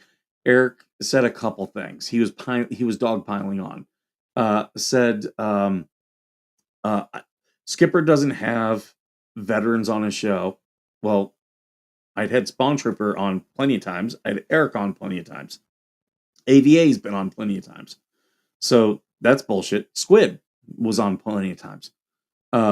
So he said that, and then he said something along the lines of, I don't think Skipper is someone to look up to. I don't want to be a thing like him. There was something along those lines. Unfortunately, Spawn Trooper turns off his live chat, so you can't see it anymore. But I was watching, and I did say, okay, that's enough. Here, I didn't realize I hadn't taken it out though, because I'll be honest with you, when it comes to mods and wrenches, I don't freaking care. Like, I don't freaking care. I really don't. A lot of that stuff is to me is stupid. It's a click karma game that I don't really play.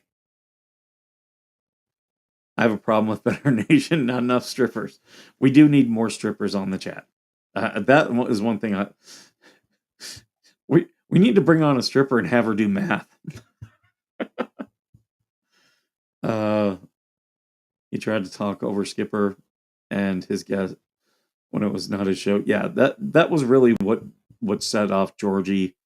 A couple things. I expect Huffs to be back to 1,000 I get from vacay. We're getting them close. We are getting them close. Yeah, Huffs. Huffs has been on the show. Larry. I love that we can help Larry's channel. Like, that's what makes this fun for me. Really doing this. When I was slugging this out, talking about stuff that was happening, like, I was doing it. I was trying to do good, but it wasn't always fun. It wasn't always fun. Now that like I've been able to reach out and like I can truly help other creators, yeah. Oh, that make sure you guys subscribe to Forever Huff's Living. Same thing with Valor. Make sure you subscribe. Hey, Brett. Um, yeah, I love that I can use this platform to help others. Do you know how many veterans I've tried to talk to? Hey, I'll give you access. Do episodes of Veteran Nation all on your own. I would love to have a female version of Veteran Nation. And I've told him, look, use my AVA will back me up on this. I've told him, use my platform to build yours. It's not Mike the Skipper, it's Veteran Nation. If and I've told AVA, you want access, you want to do lives on Veteran Nation, you want to push things out through it, by all means. Um, I felt the same. Darlene Spawn Tripper was on with Mike. He felt very entitled to this channel. And I was willing to that shows you how much control of this I'm willing to give up to a lot of people. Because again, it's not about me. If it's for the betterment of the channel, I'm willing to try things out. Even when he was going after people who were like, I'm unsubscribing, he got people to unsubscribe from this channel. But yet they all act as if I need to apologize to them.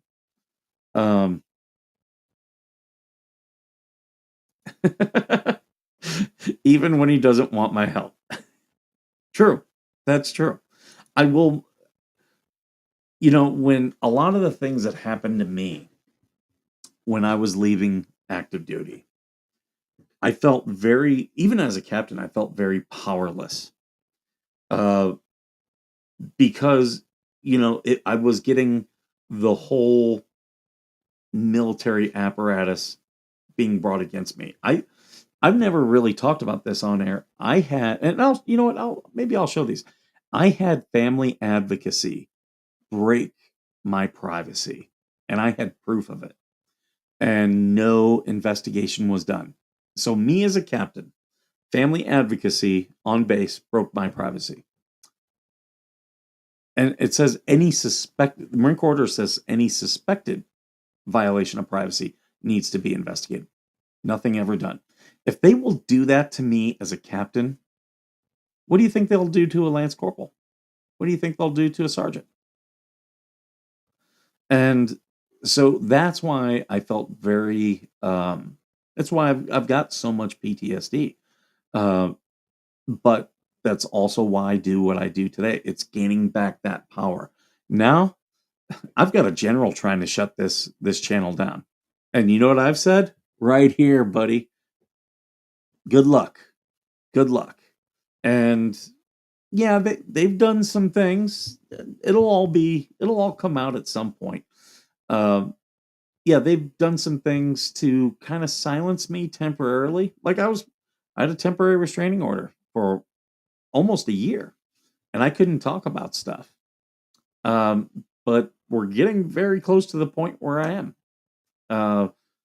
You have to be patient. Unfortunately, courts move incredibly slow. And as you see that with Jeremy Hales, thankfully, I'm not in federal court. But you saw how he had a essentially temporary or gag order, or whatever you want to call it, on him. That was incredibly slow. But yeah, that's why I do this. And that's why I want to help people like AVA. America, we love the underdog. And we love seeing the small guy win. We really do. And I'm no different. Spawn is live. Let me guess. Let me guess. He's talking about me. And let me guess. He saw this and he went live and he's talking all about it. I'm not telling. Here's the thing. I'm not telling anyone to go over there and mess with it. Do not do that. I'm being serious. This is not a joke. I, d- if you do that, you're going to get banned from here. I don't like people causing drama and playing the mommy daddy game. So you've been warned. You do that, you're getting banned from here. Yeah, Spawn has threatened to take our channel down. I'll get. I'm going to get into the audio because the audio is great. He was talking about how he's going to go to YouTube. He's going to call YouTube. You don't call YouTube, okay? That's the first thing. And if you haven't learned from Jeremy Hales, YouTube is not going to do a damn thing unless there's a court order. Now, Jeremy couldn't even get the Lees taken down. And what they've done has been clear defamation. Now, once he's successful in court, oh, they're gone. Ray Bone Crusher and Stupid Dave were deleting videos. Oh, good luck.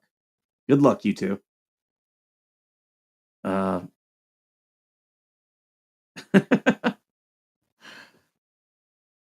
Well, Georgie just came out of nowhere. You know what's funny? Georgie has been given the most power I've ever given anyone else who was not, I would say, co-host. Like, she has some admin abilities. The only other person who's ever had, well, there's been two: Michael Bloomling, who was my first co-host, and then TC. And I've offered to TC, hey, I want to give you admin control, and he's like, yeah, no, I don't want it. So Georgie, in some ways, has more control than anyone ever. And no, she didn't come out of nowhere. Me and Georgie had been talking for months before she ever came on the stream.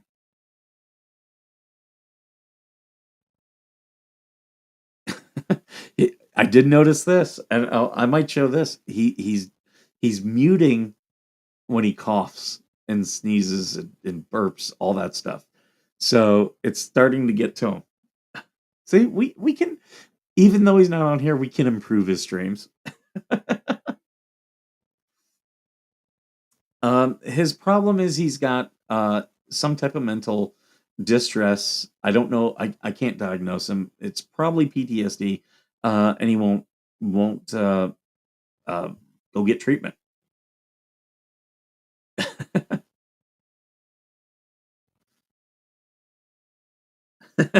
Your support human. He even tried to say that we were having an affair. Georgie lives in Tennessee. I live in California. Ain't no affair happening. That's an expensive ass affair. Yeah, that really is. You hit it, AVA. He really wanted. He felt very entitled to this. And several veterans do. Several veterans. Eric's whole problem with me really boils down to he wanted more help than what I was willing to offer. I'm sorry, I'm not doing it. I don't offer everyone, like, I'll bring anyone on as a guest, but I don't offer every veteran a chance to, hey, you can have admin control and do your own videos. I don't do that with everyone. I have with AVA. I have to watch them a little bit. And first off, no, are they going to provide content that I think could be good for the channel? And two, do I have trust in them to do the best for the channel? Yep, yep. You were AVA, and I told you. I will never stop you from going there. Just don't attack and don't play mommy daddy. And you never did. Oh, do I, Melody? I do. So Suzanne doesn't live too far away, and neither does Kim. And I'm trying to think. We got one more that's in Ontario. I always forget. I always forget where people are. But we should do like a meetup. I would love to do some type of video with that. Yeah, Georgie lives close to you guys. I would love to see you guys do like a thrifting video or something. That would be fun. Georgie is a vicious little chihuahua that will go after your ankles. Yeah, that's what people don't know. Spawn attacked Georgie's daughter. She was in a chat. I believe that was on Georgie's thing, and he started going off on her daughter over something stupid, very stupid. Like he just didn't understand what was happening.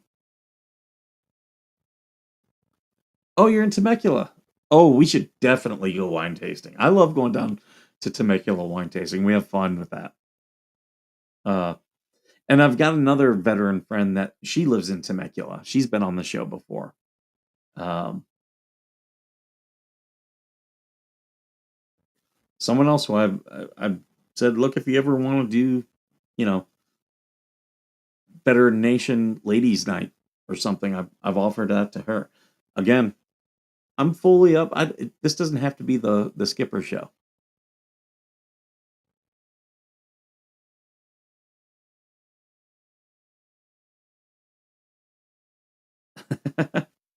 The vicious vibe.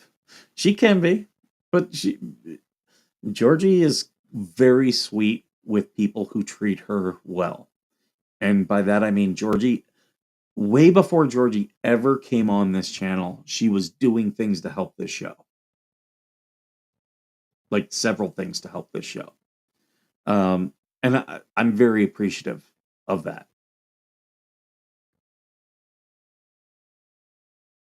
Oh, the control arms, that sucks.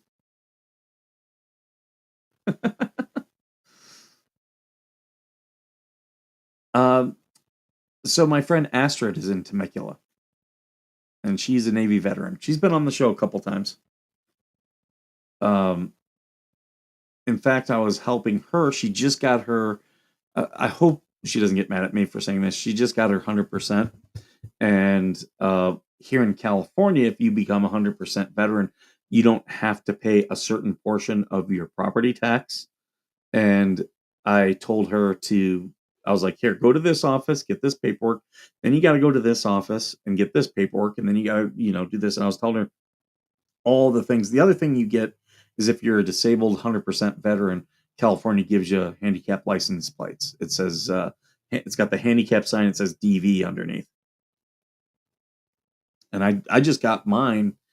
I got my 100% back in 2023, fall of 2023, and I just got my. I waited to get my new plates because you get free registration with it too for one vehicle, free registration, which is good because California is crazy. It's like $400 to register your car, and that's like what every other year. I can't remember. But yeah, I got mine, so I now have a vehicle I don't have to pay registration for. For me, where I live in my county, being 100% veteran, my first $150,000, I don't pay property taxes for. So my property taxes are super, super low. I only have to pay for like some of the school stuff, and then I have to pay fees. They call it property tax, but really it's like a 2-year fee where you pay for your trash disposal. And it's like $250. It's, I can eat up $250, no problem. I can get that.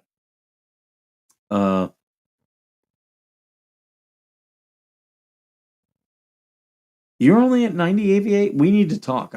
Dude, we can get you to 100. Guaranteed. Well, do you know what your hard percentage is? So, okay. When I say hard percentage, just so everyone knows, there's a thing out there called VA math. And what it is when let's say you get a 70% rating for PTSD, which is pretty common nowadays. So 70%. So you're 70% disabled, 30% not disabled. And let's say your next disability is 50%. So they're going to take that 30% and divide it by 50 or multiply by 50, which is 15. You add that 15 onto the 70, you're now 85% disabled, but they're going to round you up to 90. So they round up and down. So if I always ask veterans, and a lot of them don't understand the VA math, but I'm always asking them, you know what your hard percentage is? And if they don't know, I'm like, do you know what all of your percentages? And I'll write them down and start doing the math and be like, okay, yeah, your hard percentage is this. This is why you're round up or round down. So the goal is to get to 95. Once you get to 95, you round up, you're automatically 100%. And then it's just a matter of getting you total and permanent.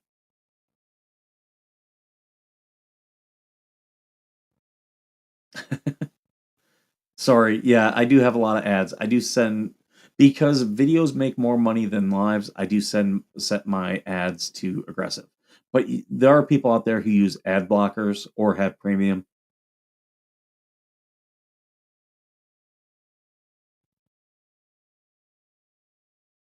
What are Tim and Patty doing? Or Tim and Paul doing? Are they fighting again? Those two like to talk crap to each other. Oh, they're okay. They're messing with Georgie. Okay, yeah. The, Tim and Paul are the in-house shit stars. And I don't think either are going to be offended by me saying that. Yeah.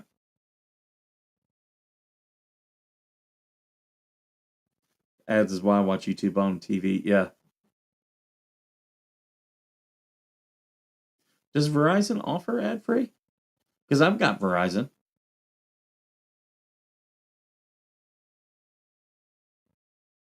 I know. Yeah, the ads really don't bother me. I just hate when they keep showing the same ads over and over. Uh, that annoys me.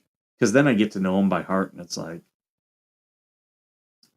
one thing, when I did see the comedian Dave Landau, uh, that was earlier this week.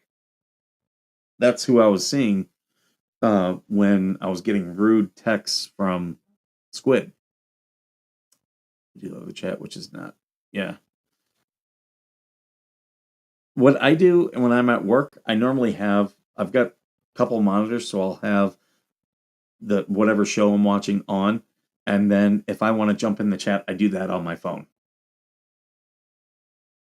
But yeah, so Dave, I went to see Dave Landau, who's a comedian from Detroit. I've been watching him for years, and I talked to him after the show, and it was really funny because one of one of his bits that he did everyone knows him from Steven Crowder.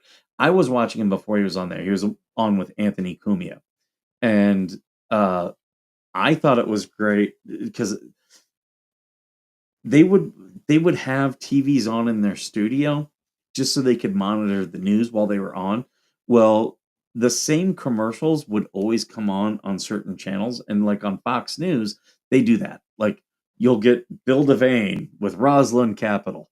Um, but one that they have is reverse mortgages with Tom Selleck, and they started talking about reverse mortgages. They did this whole bit and I recorded it and I sent it to my family because, we were teasing my parents like, hey, let's make sure mom and dad don't buy a reverse mortgage. And, it's Tom Selleck and he's like, reverse mortgages are not a scam. And it's like, yeah, if they're putting it in the commercial, trying to tell you it's not a scam, it's 100% a scam. And I recorded that. And my family will still share that clip around and we'll laugh about it and be like, uh, we'll be like, if mom and dad aren't answering their phone, and I'll be like, can someone go over there and make sure they're not signing a reverse mortgage? Or what's the one? The Colonial Penn has one, and it's like, oh, Bruce down the street passed away. I don't know what Aaron's gonna do, and like, well, I better get on and call Colonial Penn. It's like, I'll mess with my brother. I'll be like when someone dies, I'll be like, this is a good time for us to really look into getting Colonial Penn.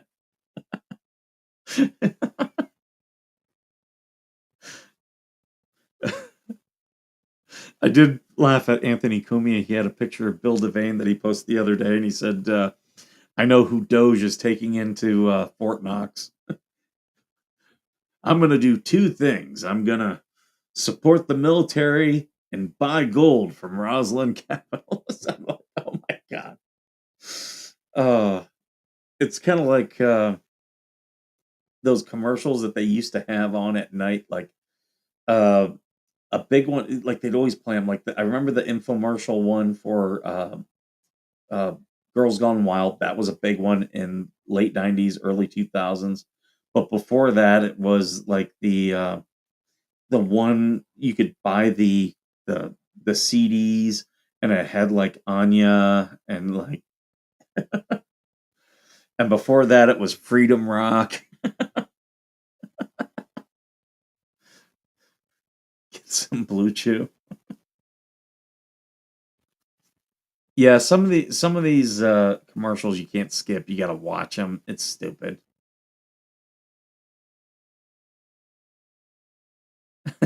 Isn't that funny when you go back to your hometown? I haven't been back to my hometown since 2008. Me and the little guy, we were even talking about that today. I have, okay.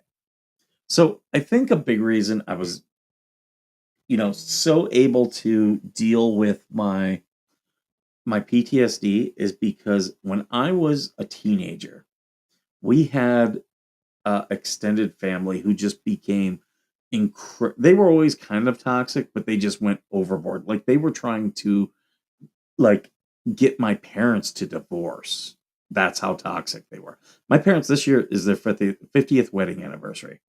Uh, and yeah, they were like me and my brothers. We were all like in our teens or preteens, and yeah, and my parents were like, "Look, we're just gonna go low contact with them. You guys can do whatever you want if you want to have a relationship with them." And we were all like, "No, no, we don't want to have a relationship with them." So we went no contact to low contact, and I recognize now that's a healthy boundary, and I didn't realize it then. But oh my, did the flying monkeys ever come out? And I'm probably gonna do a whole stream about it. But it's funny because I was thinking about it last week as I was driving back from the camp out. I was just, it was a lot of time where I just had time to think, and I was remembering a lot of the stuff that happened. And I've actually analyzed some of this stuff in my therapy because with that side of the family, they had some very toxic stuff, but they always had this fat like this. They always focused on my older brother, not me and my younger brother. Always my older brother. Like they had big plans for him, and like they were always like trying to have him like his attention and stuff like that. Um which, don't get me wrong, I can kind of understand that because my older brother's he naturally has some really impressive gifts. Like if I could get him into business, into networking, he'd do great. But he he just kind of does his own thing. But yes, they were always hyper focused on my older brother and just ignored my other two brothers, which is weird in itself. But uh what's funny is just the other day, I was thinking about that. What was that, a week, 2 weeks ago? And then just the other day, I was talking to my mom, and she was like, I was just on the phone with your brother. You won't believe what happened." And I'm like, "What?" Now you got to understand, we cut these people out of our lives 30 years ago. My brother was on Facebook and he was making a post, and one of them had an alt account and started like replying to his posts with all this family stuff. And what's interesting is, and I kind of realized when I was driving, when I was thinking about this, that I was wondering, did I get the shaft because they were so focused on my brother? And I was like, no, no, I think I got the better end of it because cutting them out was like, these people don't care about me. Why should I care about them? And what's funny is it was my older brother that they were just sending all this nasty stuff to, and they're still hyper focused on him, just not in trying to get positive attention from him. Now they were trying to get negative attention. And it's funny how you know those type of things that happened, I think, really helped me in my mental health journey. So, you know, I think I'm very lucky, and my parents showed me what healthy boundary was before we ever, any of us ever decided to go to therapy or anything. It was just something that we did.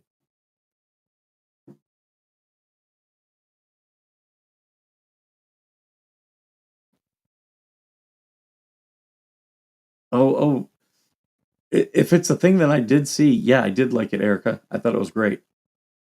Um, I just don't know if that's specifically. I'll have to go back and take a look.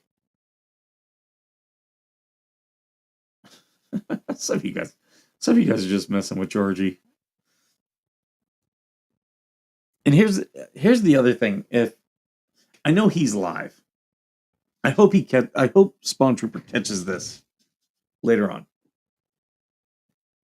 I'm gonna teach you something, dude, about YouTube and about the internet. If people know what bothers you, they're gonna bother you. So if you go live and immediately are emotional about someone giving your live a thumbs down, they're gonna give you a thumbs down all the time. All the time. Like you're asking for it. So there you go. Free advice. when when Slug was calling me a pedophile, it bothered me. I'd be lying if I said it didn't. But I never showed anyone that it bothered me. Like, yeah, I went and I talked to people about it, and I was like, yeah, I got to get this off my chest. And I had to analyze, what he was saying, and get to the core, of my mental stuff. But yeah, I should charge Spawn Trooper rent for being. No, I'm not paying rent for that, and I'm gonna be all in his head. Is he? Are you? Is anyone watching? Is he talking about me? Is that? Did he go live because of this? I'm not shocked if he did. And it's in the middle of the night there. If he did, that's pretty sad. It's possible he didn't. I'm gonna wrap this up though, because I'm at 2 hours, and that's a little bit late for me. I'm not gonna sit on talking about those guys all day long the way they do me. But, I talked about the two big things I wanted to talk about. Got those off my chest right away. All right, folks, I'm going to get going. So, yeah, you all have a great day. And as always, thank you for being worth serving.